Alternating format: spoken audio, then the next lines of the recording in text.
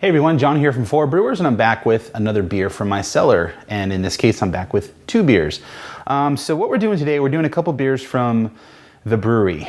And back in 2014, they made this collaboration beer with 3 Floyds. This is Rue D'Floyd. They made 2 beers with them actually, Rue D'Floyd and Floyd de Rue, I think. Both of which, as far as I know, were eventually found to be infected with lactobacillus. So they turned sour. And I think I got like 3 bottles of this, and I opened one and it was sour.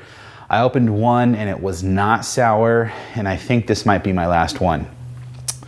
The reason I might be opening a sour beer right now is because they rebrewed this beer in for 2017. This is the 2017 edition. Again, I'm pretty sure it's the same recipe. It says Imperial Porter, aged with vanilla in bourbon barrels with tart cherries and coffee added. So when I did have this, the first time I had it, the bottle was about a year old. So I never really got to try it fresh. So there's 2 things to this. I want to compare them side by side to see how they are, assuming that the 2014 vintage is not infected. And then I want to taste the fresh one to see what it's like fresh, because, you know, that's part of the reason I think they rebrewed it, because it was a good recipe on paper. When it first came out and it was fresh, it was probably great. So like I said, these are both made with vanilla, aged in bourbon, and then tart cherries and coffee were added to both. So I got 2 glasses here. I've got my 2017 Reserve Society glass. I don't know if that's going to show up on camera there. And then I've got my OG Bruery snifter glass, courtesy of Matt Becker, actually. That's the first glass that they made. So I get to do them side by side. So let's open these up and see what they're like.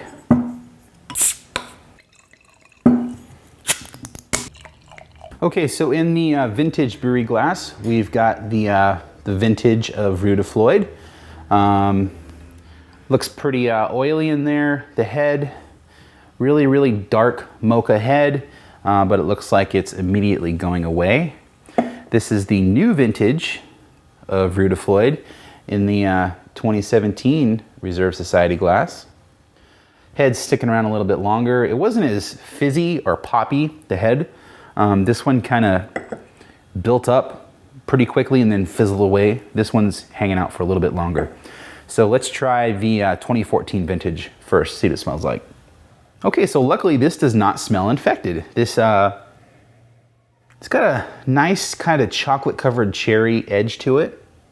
Yeah, the chocolate notes in the beer are coming out pretty big. I'm kind of surprised. You do get some roasty character from the barley on the back end. It's still pretty hot, I'd say. Do have a little bit of an oxidation note on there, kind of a woody oxidation kind of thing.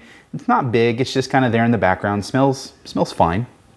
Maybe a little tiny bit of vanilla, but the one thing that comes out the most in this is the cherry, chocolate covered cherry thing, which I'm very surprised and very happy about. So let's see what the 2017 vintage smells like. Okay, so it's got that same chocolate covered cherry thing, but the coffee note in this is much bigger. It's like chocolate covered cherries and coffee. It's that simple. Heat on this is not nearly as big as the vintage version. Vanilla pops a little bit more. Like, you got a nice balance between the cherry and the vanilla, with the chocolate kind of dominating. As far as bourbon goes on the nose, not really getting a whole lot of bourbon. That might be part of the booziness, but as far as like a bourbon barrel kind of thing, it's really subtle kind of in the background. Overall, this beer smells fantastic. It smells like dessert in a glass. I'm really hopeful about this new vintage. So let's just do this. Since I smelled the 2017 vintage last, let's just try that and see what it's like. Oh man, ooh. Excellent mouthfeel, great carbonation, tongue coating.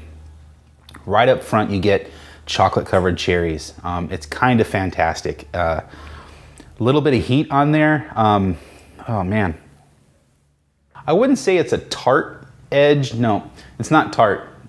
It's more of a sweet kind of sweet cherry kind of edge. I feel it on the sides of my tongue a little bit too. It's really desserty, but it's not sugary. It dries up fairly well. And I should have mentioned the alcohol. The 2017 vintage is 13.5% alcohol by volume, and the 2014 is 14.4. So a little drier. But overall, like I said, the 2017, great mouthfeel. I think it's exactly what they were going for. I mean, everything melds together very, very well. It's very, very well done. It's an excellent, excellent beer. I'm really liking this. This is good. That is good. Okay, so moving to the 2014 vintage. Okay, that's infected. Definitely infected. It's not like a super, super tart stout kind of thing happening, even though this is a porter. But you definitely taste this tart cherry thing happening more than I think they wanted this beer to have. This is definitely infected. It doesn't smell infected, but it tastes infected. But it's not bad enough to drain pour. I'd be disappointed if I bought this and it was this way, but seeing that it's infected, I'm gonna go back in and see what else I get from it. Yeah, it's got kind of a cola, kind of a cherry cola thing happening. It's really dry. You do feel the tartness a little bit on your throat, but yeah, it's not very enjoyable. It's definitely not what they were going for. The heat kind of comes back to haunt you. Ooh, yeah. Kind of disappointed that it is infected, although I did expect it because I wanted to see how these were side by side, assuming this was not infected. It's really nice to be able to take a couple of glasses, like with two different vintages, and try them side by side because for me anyway, it's tough for me to smell a beer and then go back a week later and remember everything I got from that beer when comparing it to a vintage version of that beer. So having them side by side is really, really nice. But yeah, obviously the 2017 vintage is excellent. I would not cellar this beer at all. This beer was made to be drank fresh. It was made to share with friends. It's an excellent, excellent beer. Excuse me. Jason mentioned this on the last Cellar review that we did with a brewery beer. We did with their mash and toast.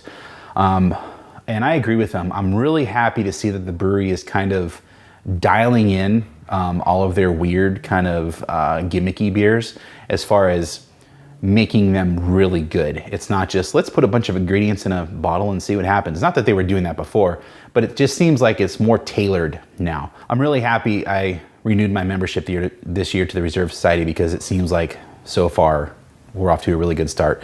So if you see a bottle of the 2017 vintage of Rue D'Floyd, I'd pick it up, and that's 2 less beers in my cellar.